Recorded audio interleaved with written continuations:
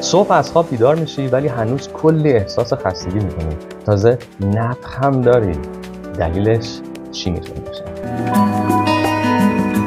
در این سری از ویدیوها میخوام در مورد سمی شدن و سم‌زدایی از بدن براتون صحبت کنم.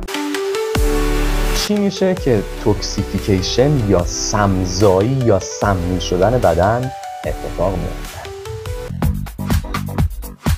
خب حتما لازم نیست که برداریم یه لیوان سم رو بخوریم تا بدنمون دچار مسمومیت و سمی شدن بشه.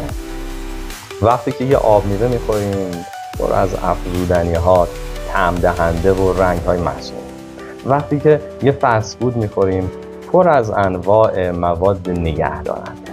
وقتی که یه لوسیون به صورتمون میزنیم پر از مواد شیمیایی، یا وقتی که هوای آلوده رو تنفس میکنیم.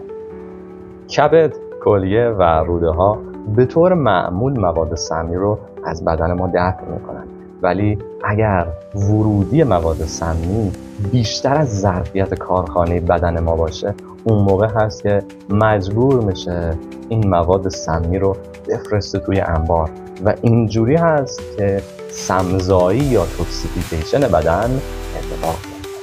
در ویدیوهای بعدی در مورد سمزدایی بدن براتون صحبت میکنم، ولی تا اون موقع اگر سوالی دارید حتما در کامنت ها بفرمایید.